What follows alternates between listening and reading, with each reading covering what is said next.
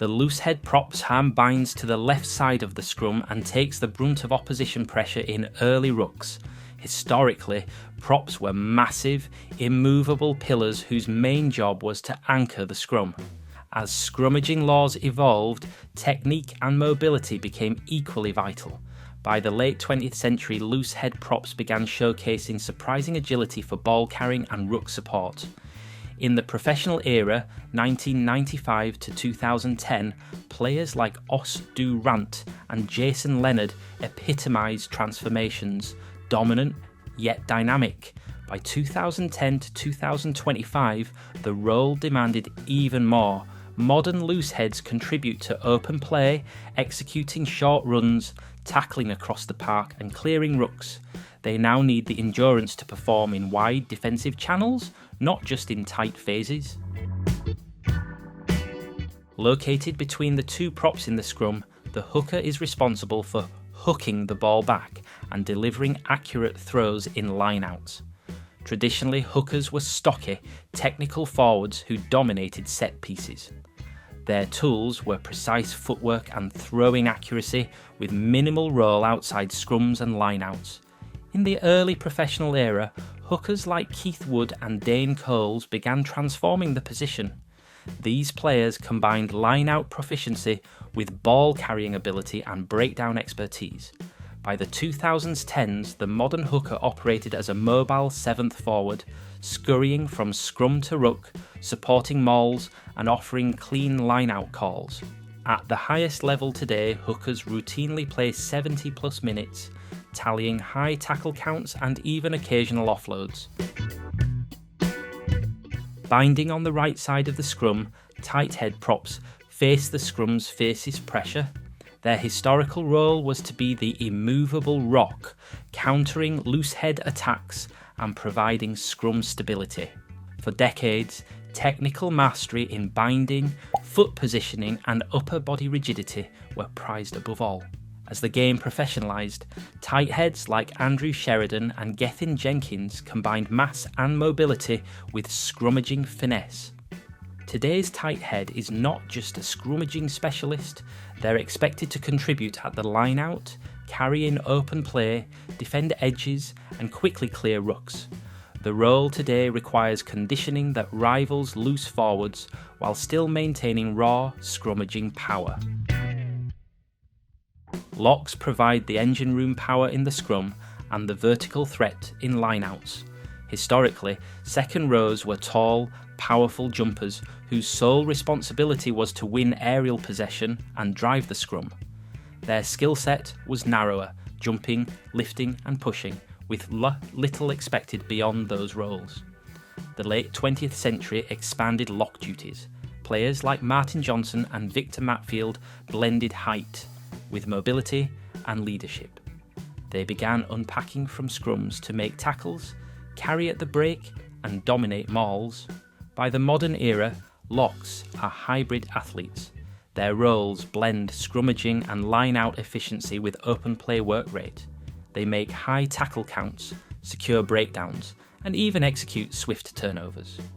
One iconic example is Eben Etzebeth, whose combination of size, reach, and aggression typifies the modern lock, strong in the set piece, influential in loose play, and highly mobile. Blindside flankers protect the blind channel in defence and shut down close quarter attacks. Historically, they were conservatively selected for strength, focusing on scrum support and physical tackling. Their responsibilities included guarding mauls and backing up rucks while covering blindside attacks. In the professional era, this position evolved. Players like Richie McCaw, despite being openside, and Jerome Kino showed that flankers could combine intelligence with aggression.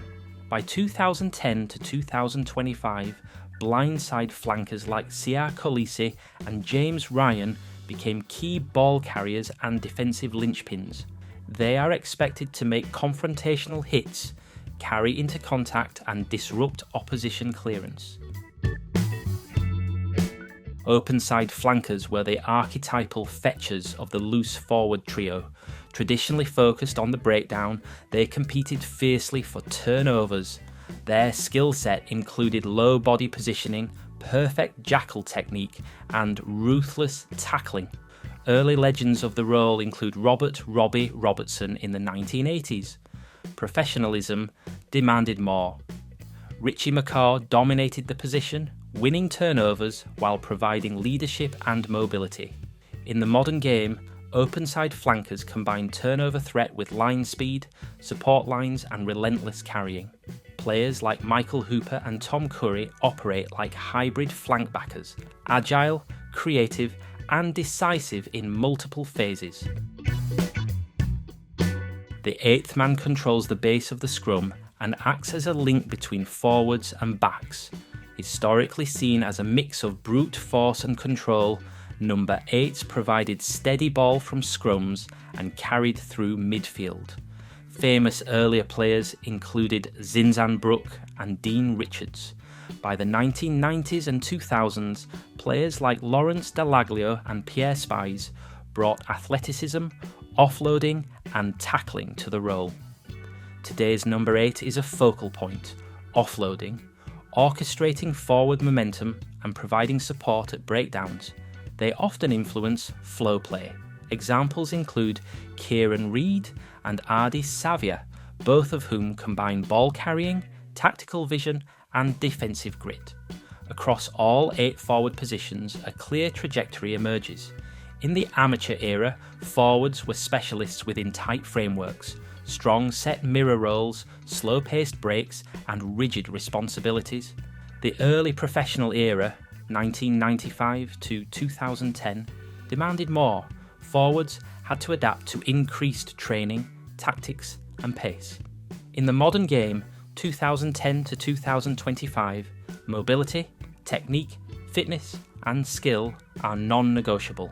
Forwards now carry into midfield, clear rucks, hit line-outs and defend deep. Exceptional forwards combine scrummaging power with open play dominance, a convergence of skill sets across the forward pack. From rugby's earliest days, halfbacks and centres served as vital connectors between the pack and the wider backline. In mid-19th century play, the roles were loosely defined. Players formed unstructured lines and passed only rarely. But by the late amateur era, a clearer structure emerged. The scrum half, number 9, and fly half, number 10, became recognised as tactical managers of play. Centres, number 12 and number 13, developed as midfield bruisers who could break the line and shut down backline threats. Through the 1970s and 1980s, wingers had speed but lacked playmaking. Forwards delivered power but lacked vision. Half-backs and centres filled the gap, weaving strategy between forward grunt and backline flair. The scrum half directs play from the ruck or scrum's edge, acting as the principal link to the backs. In the amateur era, their role emphasised sharp passing, game awareness, and slower tempo management. Players like Gareth Edwards in the 1960s and 1970s exemplified this, delivering quick ball, setting the tempo, and making incisive snipes around the ruck. As rugby professionalised, the demands on scrum halves expanded. They needed greater vision, decision-making speed, distribution under pressure, and defensive toughness. During 1995 to 2010, players like Joost van der Westhuizen and Justin Marshall demonstrated the range: box kicks, sniping runs, and line breaks. In today's game, 2010 to 2025, the scrum half is a hybrid strategist and fighter. Someone like Aaron Smith combines lightning pass accuracy with telepathic reads of space and defensive intent. Modern scrum halves routinely carry into midfield, contest defensive line speed, and act as on-field coaches, adjusting calls instantly. Their passing accuracy, both long and short, can change momentum. Elite scrum halves now average 8 to 10 touches a game, with over 90% passing accuracy, climbing to deliver precision in open play or under pressure. Once considered the team's strategic brain, the fly half controls game tempo, direction, set-piece execution and tactical kicking. In early rugby, fly halves were distribution-focused managers. Kickers like Nas Botha in the 1980s embodied that era, boot in hand, playing territorial chess with measured accuracy. The professional era demanded more range. From 1995 to 2010, fly halves like Johnny Wilkinson fused dead-eye goal kicking with creative passing and defence. They also needed to manage backline moves, read opposing patterns and execute turbulence plays under fatigue. By 2010 to 2025, top fly halves are athletic dual threats, orchestrators in attack and stoppers in defence. Laidlaw, Farrell and proprietary leaders like Bowden Barrett redefined the position using speed, unpredictability and decision-making to break patterns.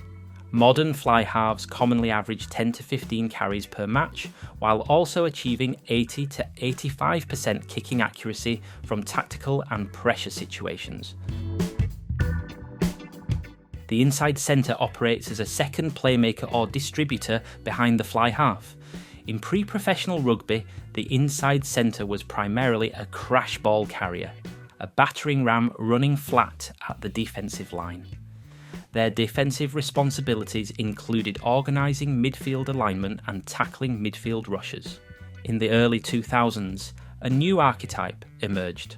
Players like Ma Nonu and Jamie Roberts became dual threats, power carriers who could pass, offload and create space. They bridged structured play and improvisation. By the current era, inside centres are sophisticated athletes. Samu Kirivi and Jonathan Davies demonstrate speed to break line, vision to shift play, and defensive timing in congested midfield attacks. They may launch from short-range rucks or loop wide to hit weak edges, depending on game flow. Modern inside centres log heavy workloads, 8 to 10 tackles per game, hit-ups under pressure, and multiple offloads. They face opposition fly halves post-break and often serve as tactical enforcers for their halfbacks. They're expected to kick, pass, crash, and defend in equal measure. Outside centres historically played deeper than inside centres, acting as defensive pillars and line break threats. In traditional terms, they were strong defenders positioned to stop counter-attacks or hit blindside moves. In attack, they were secondary options, running but not directing.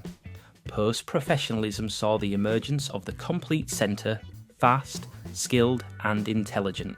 Centre duos like Brian O'Driscoll and Conrad Smith combined vision, acceleration and passing to innovate running angles and commit defences.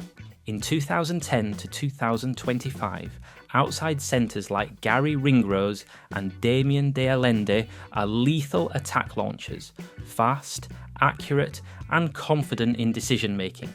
They carry into contact, isolate defenders in traffic and set wingers for clean finishes. Defensively, they orchestrate double team line coverage in midfield. Modern outside centres run 10 to 15 carries, maintain 90 to 95% tackle success rates and hit hard lines, sometimes punching holes in power defences. Originally, rugby formations used 4-man midfield banks or 3-man centres. Post-1995 shifted to 4-3 centre systems with inside-outside variations creating balance of crash ball and creative running. In current structures, ICOW, inside centre, centre, outside centre, wing, formations reflect both defensive alignment and attacking width. Coaches now experiment with hybrid centres like 13 and 9 interchanges to blur traditional roles and confuse opponents.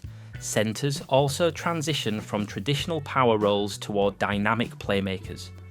Look at effective 13s who pass early, creating mismatches, or backs who blend distribution and contact like midfield pivot ballers. In rugby's earliest formations, wingers and fullbacks had little creative agency. They were safety nets and runners, placed wide for width, but rarely involved in central decisions. Wingers would often wait for possession that rarely came, while fullbacks acted almost purely as defensive anchors. The kicking game dominated the early years, and as such, back three players needed safe hands and strong boots above all else. By the mid-20th century, some teams began to explore their attacking potential, but the structure still centred around forwards and halfbacks. It wasn't until the 1970s that wingers like Gerald Davies and fullbacks like JPR Williams showcased that the back three could ignite games. By the 1990s, players in these positions were no longer just finishers, they were game breakers. The left wing traditionally plays on the blind side of most attacking formations, which in earlier eras made the role more restrictive. With less space to exploit and tighter sideline margins, early left wingers focused on finishing structured plays and staying deep for kicks. Their main job? Finish. In the amateur era, teams favoured the right side due to right-footed kickers, so left wingers saw less ball. Post-1995, as phase play and spread attacks became the norm, the left wing evolved into a strike weapon. Jonah Lomu, arguably the most famous number 11 of all time, redefined what a winger could be. At 6 feet 5 inches, 260 pounds, with Olympic sprinter speed, Lomu became rugby's first global superstar and left defenders in his wake. Modern left wings, like Cheslin Colby or Caleb Clark, combine Lomu's physicality with footwork, agility and tactical awareness. They roam during broken play, cut in field, and link with centres or loose forwards. It's not uncommon to see a left wing pop up in the midfield, take a crash ball, or even jackal a ruck. They now average 60 plus metres gained per game, 2 to 3 clean breaks, and are expected to finish every opportunity. The modern number 11 must handle cross-field kicks, defend counter-attacks, and even act as an auxiliary full-back. The right wing often plays on the open side of attack and was traditionally more involved due to most players' right-footed kicking preference. This wing had slightly more space to operate and often received more ball. Historically, right wings were slightly faster and flashier than their left side counterparts, tasked with exploiting overlaps and chasing tactical grubbers or high kicks. In the amateur era, right wings like David Campese set new standards with creative flair. Campese's famous goose step and deceptive runs made defenders second guess every move. In the early 2000s, speedsters like Shane Williams used pure acceleration to dance around opponents and thrive in space. Today's right wings must blend pace with positioning, acting as both finishers and defenders. Think Will Jordan or Damien Penaud, fast, aggressive and always aware. They score, yes, but they also kick, create and hunt turnovers. On average, modern right wings contribute to 1 to 2 tries per game, carry 8 to 12 times and make high pressure tackles on blindside breaks or offloaded chaos. They're also the target of cross-field kicks and often used in line-out decoys or counter-attack launches. In defensive systems, right wings may slide in as cover, blitz aggressively, or even switch sides to confuse defence. The fullback has perhaps evolved more than any position in rugby. In its infancy, this role was largely defensive, a last resort tackler and kicker. They sat deep behind the line, waiting for high balls or deep kicks. Their job was survival.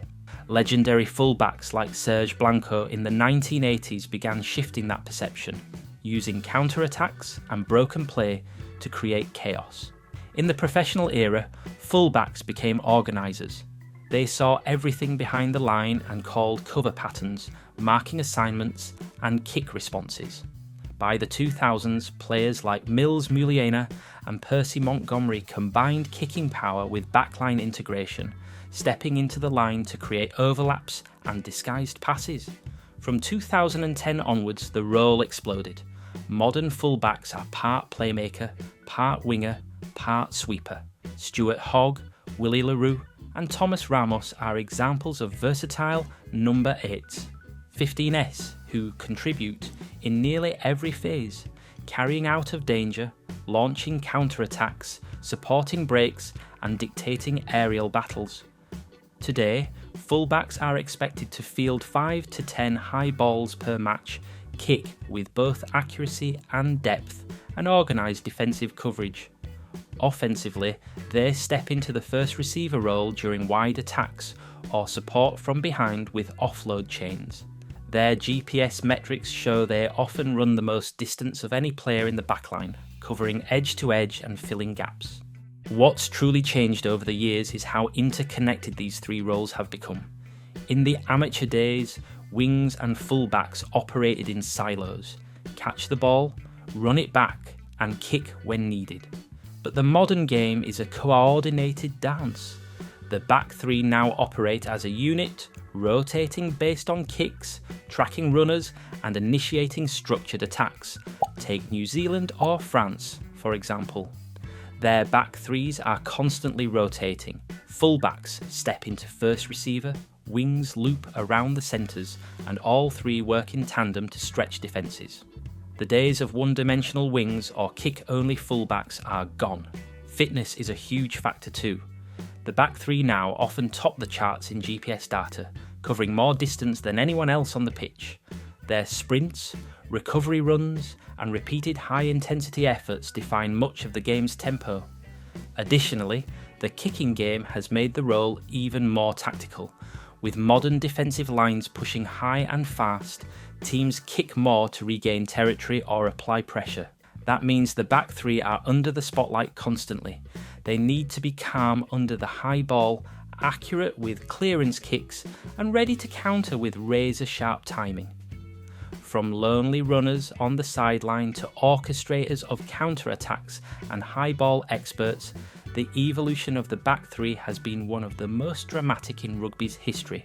They must be fast, fearless, intelligent, and always alert.